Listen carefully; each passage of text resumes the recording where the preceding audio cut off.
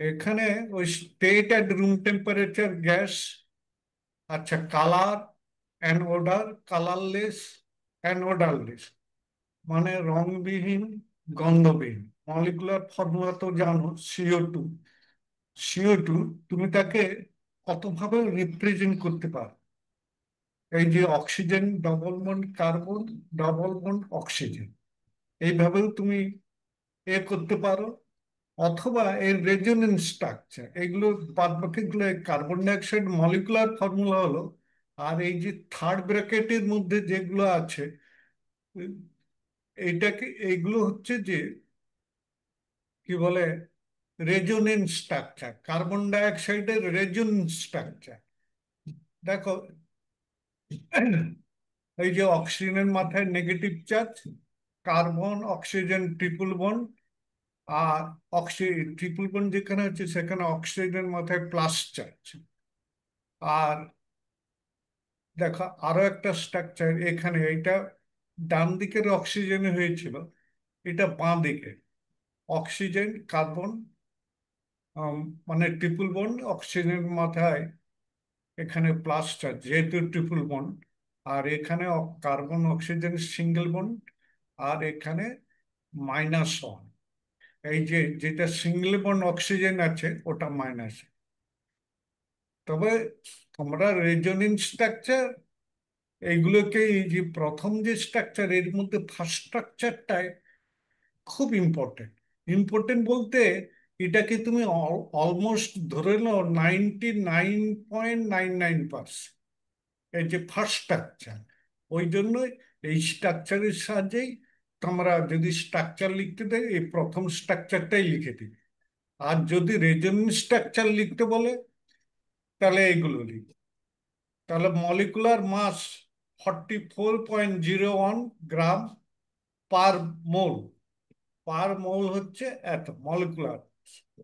Solubility in water, দেখো এগুলো soluble in water, মানে কার্বনিক অ্যাসিড তৈরি করে। এটা হাইলি আনস্টেবল, হাইলি আনস্টেবল। ওর সঙ্গে সঙ্গে তোমার এতে কনভার্ট হয়ে যায়, কি বলে, ভেঙে যায়। ভেঙে যে কার্বন ডাই অক্সাইড আর এ কি বলে, ওই ওয়াটার হয়ে যায়। কার্বন ডাই অক্সাইড গ্যাস আর ওয়াটার জল হিসাবে থেকে যায়, মানে এটাই থেকে যায়। যেহেতু কার্বন ডাই অক্সাইড জলের সলিউবল নয়, স্লাইডলি সলিউবল। আচ্ছা, ডেনসিটি আর নর্মাল টেম্পারেচার অ্যান্ড প্রেশার, মানে standard temperature and pressure 1.977 gram per litre, মানে heavier than air, heavier than air. আচ্ছা, সাবলিমেশন পয়েন্ট যদি সলিড কার্বন ডাই অক্সাইড, মানে তুমি যদি -78 ডিগ্রি, 78.5 ডিগ্রি সেন্টিগ্রেড পর্যন্ত ঠান্ডা করতে পারো, তাহলে এটা সলিড। এবং সেটা খুব ইজিলি হয় এই ড্রাই আইস। এটা এখন গ্রামে গঞ্জে মেশিন বসে গেছে। তুমি দেখবে ওই যে বাজারে অনেক আইসক্রিম টিম বিক্রি করতে আসে, সব ওই ড্রাই আইস নিয়ে তাদের এগুলো কৌটোগুলো ভর্তি থাকে। আচ্ছা, এবারে হচ্ছে যে acid base, acidic, acid base nature মানে গ্যাসের, এটা হচ্ছে অ্যাসিডিক অক্সাইড। আর স্ট্রাকচারটা হচ্ছে linear molecule, linear molecule. Bond angle হচ্ছে যে এই যে সিঙ্গেল বন্ড অ্যাঙ্গেল বলতে কি, অক্সিজেন কার্বন অক্সিজেন, মানে কার্বনের যে বন্ড অ্যাঙ্গেলটা উৎপন্ন হচ্ছে সেটা হচ্ছে যে 180 ডিগ্রি।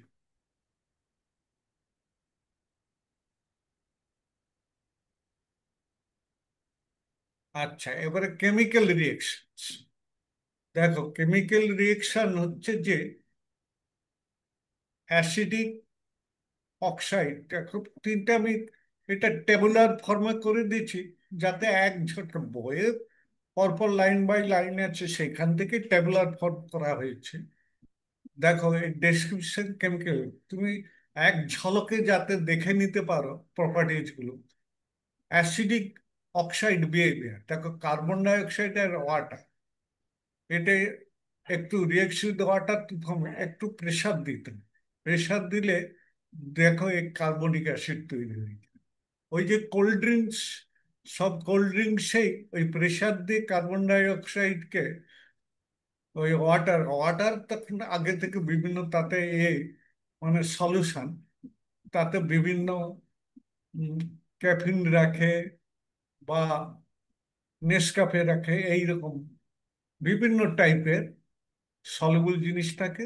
তাতে carbon die oxide under pressure, যখনই ওই কোল্ড ড্রিঙ্কসের তুমি এ খুলো, মানে বোতলের মুখ খুলো, তখন ছিপি দিয়ে বুদবুদ বুদবুদ করে বেরো। মানে তোমরা ওই বাজারে তুমি দেখবে খুব, বাজারে তুমি খুব আশ্চর্যজনক ভাবে দেখবে যে করা ওখানে যে অনেক ওই কফিনে ক্যাফিন, মানে নেসক্যাফে বা এইরকম কোল্ড নেসক্যাফে, অ্যাকচুয়ালি এইগুলো খেলে নেশা হয়ে যায়।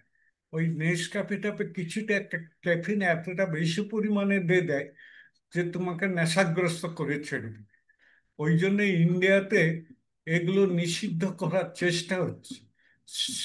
চেষ্টা হলেও যারা কোল্ড ড্রিঙ্কস করে, ছোটখাটো কোম্পানি, তারা এসব মানে না। মানে বেশিরভাগ তারা ওই চোখে, সরকারের চোখে ধুলো দিয়ে ছোটখাটো জায়গায় তারা এইরকম ভাবে তৈরি করে। আচ্ছা, উইথ বেসেস অ্যালকালিস, যেহেতু এটা অ্যাসিডিক অক্সাইড, তাহলে বেসের সঙ্গে রিয়েকশন করে দু রকম সল্ট তৈরি করতে পারে। অতিরিক্ত সোডিয়াম হাইড্রোক্সাইড সলিউশনে তুমি যদি করো, পাস করো, তাহলে এই কার্বনেট তাহলে তোমার সোডিয়াম কার্বনেট তৈরি হয়ে যাবে। এই দেখো, এই ব্যালেন্স করার রিয়েকশন গুলো আছে, প্লাস ওয়াটার। আরে খাতায় তুললে তো কোনো তোমাদের আপন নেই, অথবা ভালো করে দেখে নাও যে কোনো একটা। আর কার্বন ডাই অক্সাইড আর যদি হালকা, মানে লাইট সোডিয়াম হাইড্রোক্সাইড, মানে ডাইলুট সোডিয়াম হাইড্রোক্সাইডে পাস করাও, তাহলে সোডিয়াম বাইকার্বনেট। তাহলে প্রথমটা হচ্ছে কনসেন্ট্রেটেড সোডিয়াম হাইড্রোক্সাইড, আর এটা হচ্ছে ডাইলুট সোডিয়াম হাইড্রোক্সাইড। তার উপর তোমার ডিপেন্ড করবে কার্বনেট না বাইকার্বনেট তৈরি হবে। আচ্ছা, মেটালের সঙ্গে দেখো, উইথ মেটাল অক্সাইড রিয়েকশনটা মেটাল অক্সাইড, মেটালের সঙ্গে বলতে ক্যালসিয়াম অক্সাইড মেটাল, তার সঙ্গে রিয়েকশন করে যেহেতু এটা কার্বন ডাই অক্সাইড অ্যাসিড, তাহলে ক্যালসিয়াম কার্বনেট তৈরি করবে। আর মেটাল, দেখো কার্বনেটস আবার ডিকম্পোজ করে, এই যে ক্যালসিয়াম কার্বনেট, একে যদি তুমি তাপ দাও, তাপ দিলে মানে এইভাবে ক্যালসিয়াম কার্বনেট সলিডিফাই করে রেখে দিল। এবারে তাকে তাপ দিলেই তোমার ক্যালসিয়াম অক্সাইড আর কার্বন ডাই অক্সাইড, ওই যে তুমি দেখবে ভাটির চুন, ওই যে কি বলে সুতি মানে ঝিনুক আর কি, যেটাকে আমরা বলি, বা ওই শামুক, তার খোলগুলো, এইগুলো হচ্ছে যে সব ক্যালসিয়াম কার্বনেটে ঢাকা। এই জন্য সেগুলোকে দেখবেন অনেকে আগেকার দিনে এই সব, সেইগুলোকে মানে আগুন দিয়ে ফুটিয়ে, ফুটিয়ে না এমনি জ্বালানি দিয়ে যে ছাইটা পড়ে থাকবে, সেইগুলোই ক্যালসিয়াম অক্সাইড, সেটাই। আচ্ছা, থার্মাল থার্মাল ডিকম্পোজিশন, মানে হিট দিয়ে তাদের দিকে ভেঙে দেওয়া। মেটাল কার্বনেটে এই যে যেটা বললাম, এই যে ক্যালসিয়ামকে তুমি যদি হিট করো, তাহলে কার্বন ডাই অক্সাইড দিয়ে। আচ্ছা, ফটোসিনথেসিস, তোমরা জানো photosynthesis to make glucose. Photosynthesis তাহলে কি বলে, দিনের বেলা তৈরি হয় সূর্যালোকে, এখানে সূর্যালোকে আর ক্লোরোফিল ক্যাটালিস্ট, এই দিয়ে দেখো গ্লুকোজ তৈরি হচ্ছে আর অক্সিজেন ছাড়ছে। অক্সিজেন, ওই জন্য সকালে তুমি গাছের উপর নিচে দাঁড়ালে কোনো ক্ষতি নেই। পুরো মানে ঘরমাত্র হয়ে দাঁড়ালে দেখবে খুব শান্তি পাও। তার একটা বড় কারণ যেমন কি বলে ছায়া, সেই ছায়ার সঙ্গে অক্সিজেনটাও তুমি অনেকটা পাবে। মানে তুমি হাঁপিয়ে এসে ওখানে যে কোনো বড় গাছের তলায় বসে পড়ো, দেখবে তুমি অনেক শান্তি পাও, শুধু ছায়াটা নয়, এই অক্সিজেনটা বেরোনোর জন্য। আচ্ছা, রাতের বেলা কিন্তু উল্টো হয়ে যায় আবার। কার্বন ডাইঅক্সাইডে যে রিয়েকশন উইথ ম্যাগনেসিয়াম, ম্যাগনেসিয়াম অক্সাইডের সঙ্গে যেহেতু এটা কারণ মানে electropositive metal at high temperature,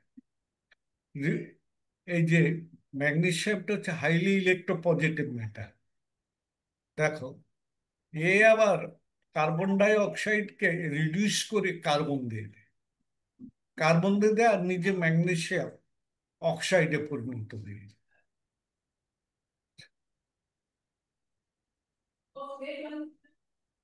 আচ্ছা, reaction with ammonia, reaction with ammonia forms ammonium carbonate, forms ammonium carbonate in access carbon dioxide.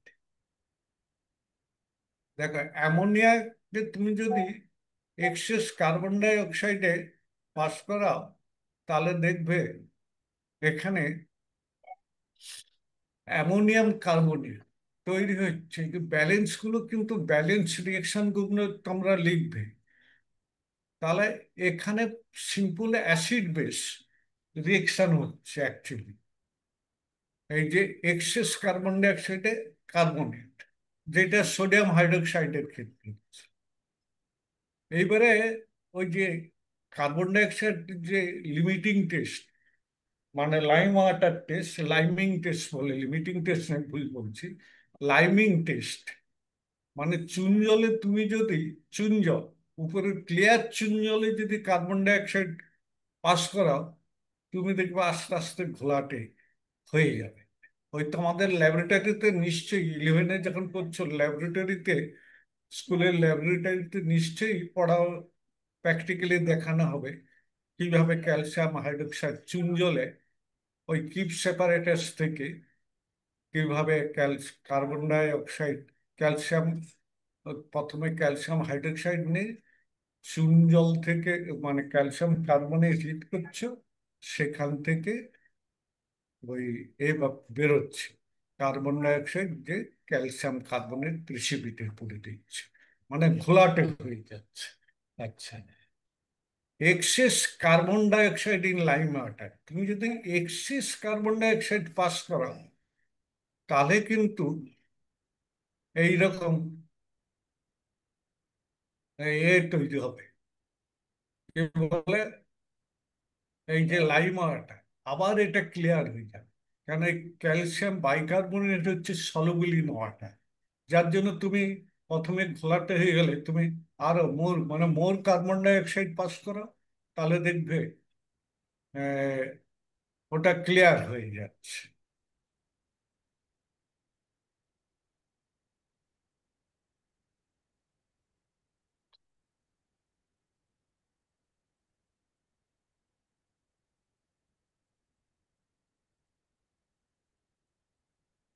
এইটা আর এটা একই আছে, এটা এক লাইনে আনা হয়েছিল আর কি, এক লাইনে আনা হয়েছিল। আচ্ছা, এই যে জিওলাইট, সেদিন আমি জিওলাইট বলতে যে মাঝপথে হয়তো থেমে গিয়েছিলাম, জিওলাইটের ফর্মুলাটা দেখে। জিওলাইট যেটাই ব্যবহার করা হয়, আগেই বলেছি, তবু আরো একবার বলে দেবো। দি জি- আচ্ছা, ক্যালসিয়াম হাইড্রোক্সাইডের, সরি, ক্যালসিয়াম কার্বনেটের তুমি যদি হিসাবে চাও, আচ্ছা পরে বলবো। জিওলাইটের formula M X by N, এই যে প্রত্যেকটা এক্স বাই এন বলতে কি বুঝাচ্ছে, পরপর ই করছি, এ এল ও টু থার্ড ব্র্যাকেটের মধ্যে আছে, এক্স ডট মানে complex compounder, silica SiO2, Y dot Z water মানে জেড ওয়াটার। আচ্ছা, এখানে zeolites tend to have different chemical elements in their compositions. The formula for zeolite is given in the ratio, এগুলা ratio দেখো, mx, M বলতে any one metal that could be magnesium, sodium, potassium, lithium or calcium, এর মধ্যে যে কোনো একটা হতে পারে। দেখো এখানে যে সোডিয়াম, পটাশিয়াম, লিথিয়াম এগুলো সব ইউনিভ্যালেন্ট, কিন্তু ক্যালসিয়াম বাইভ্যালেন্ট। তাহলে ওই জন্য এন, এনটা দেখো দেওয়া হচ্ছে যে এই মেটালের ভ্যালেন্স অনুযায়ী এই এনটা বসে। আর ওয়াই হচ্ছে number of water molecules in the structure of the zeolite. এই যে ওয়াই, এক্স আর ওয়াই, আর জিওলাইট, আর ওয়াই বাই এক্স হচ্ছে যে atomic silicon by aluminium ratio.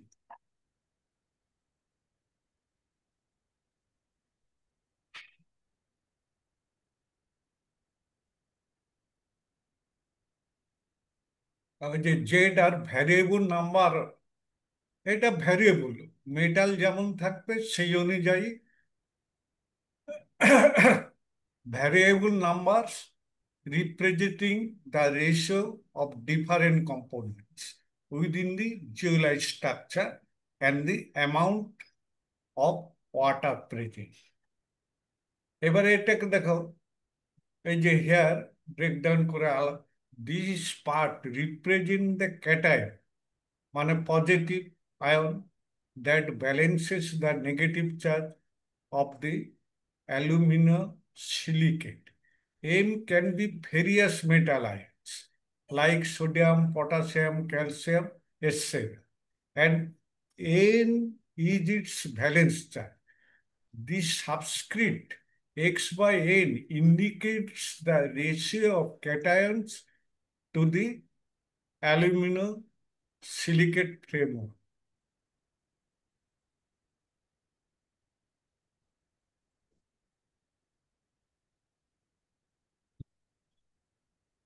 এই তো হচ্ছে না, এই যে few examples, যে জিওলাইটস আর আইদার ফর্ম, তাকে কিছু এক্সাম্পল, এই যে sodium two, K2, calcium, magnesium, এই যে Al2 হোল টু, তুমি দেখো N, Na2, K2, calcium plus two, আর ম্যাগনেসিয়াম প্লাস টু, আর Al2, Na2, এটা হচ্ছে ইরিওনাইট। আর সোডিয়াম টু, ক্যালসিয়াম, অ্যালুমিনিয়াম, এই যে এখানে টু, আর সিলিকন 4, আর 6 ওয়াটার, এটা হচ্ছে জেমিলিনাইট।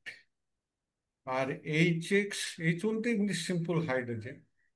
এই যে দেখো, এই একটা ফর্মুলা, এটা হচ্ছে যে JSM, এইটা।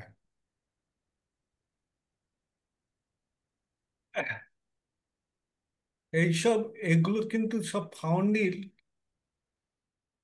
সেডিমেন্টারি রক, এক্সাম্পল সেইগুলো দেওয়া হয়েছে এইরকম সব সিনথেসাইজ।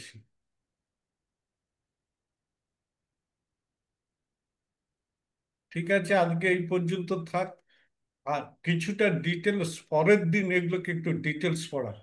ছাত্র থাকলে ডিটেলস পড়াতাম, ধর কার্বন এইসব আরো একটু ডিটেলস পড়ানো যেত। তবে এই টেবিলটাকে ফলো করে দেখি।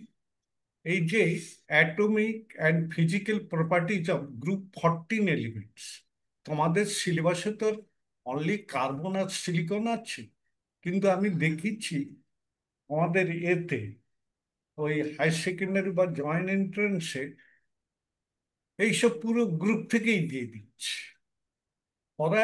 এনসিইআরটি, এমনকি ওয়েস্ট বেঙ্গল গভর্নমেন্টেও, মানে উম, ওই West Bengal council of secondary education, তারাও এইরকম, মানে হায়ার সেকেন্ডারি এডুকেশন, তারাও এরকম ভাবে দিয়ে দেয়। দেখো অ্যাটমিক নাম্বার, কার্বনের ছক, এগুলো ঠিক আছে, নতুন করে আর বলার কিছু নেই।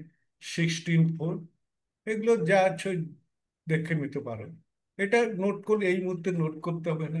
Atomic mass 12, 28। তোমাদের এখানে কার্বন সিলিকন আছে বা জার্মেনিয়াম, এগুলো সবগুলো একটু নোট করে নিতে পারো। আর ইলেকট্রনিক কনফিগারেশন, ইলেকট্রনিক কনফিগারেশন হচ্ছে হিলিয়াম কার্বনের, কারণ তার আগে তো হিলিয়াম আছে 6টা মাত্র এই অ্যাটম, তাহলে 4টা, 2s2 2p2, এইরকম। আর 14টা যখন তার আগে নিয়ন 10, প্রথমে 2, 10, এইরকম পরপর মিলে মিলে তোমাকে যেতে হবে। এইরকম আর্গন, এখানে 3D অরবিটাল কিন্তু ঢুকে গেছে, দেখো 3D অরবিটাল। আচ্ছা, এই বাইরে কিন্তু 4s2 p2, এইরকম সবগুলোর কিন্তু এই সব ক্ষেত্রে ডি অরবিটাল চলে এসেছে। 5s2 5p2, এইখানে এই যে লেডেরও তুমি দেখো এইরকম, তাদের কোভ্যালেন্ট রেডিয়াস দেওয়া হয়েছে। এইগুলো সাইজ কেমন, কার সাইজ কত, তুমি দেখো এখানে সাইজগুলো কার্বনের তুলনায় সিলিকনের সাইজ অনেক বেশি। আয়নিক রেডিয়াস সব এখানে এখানে দেওয়া আছে, কার্বনের দেওয়া নেই। আচ্ছা, আয়নাইজেশন, এনথালপি, আয়নাইজেশন এনার্জি কাকে, এনথালপি বলতে এনার্জি কাকে বলে বোঝো? আয়নাইজেশন, ঠিক আছে, এই পর্যন্ত থাক। পরের দিন একটু শর্ট করে এগুলাকে আরো ভিভিড তোমাদের সামনে নিয়ে আসো। ঠিক আছে, এই পর্যন্ত তাহলে।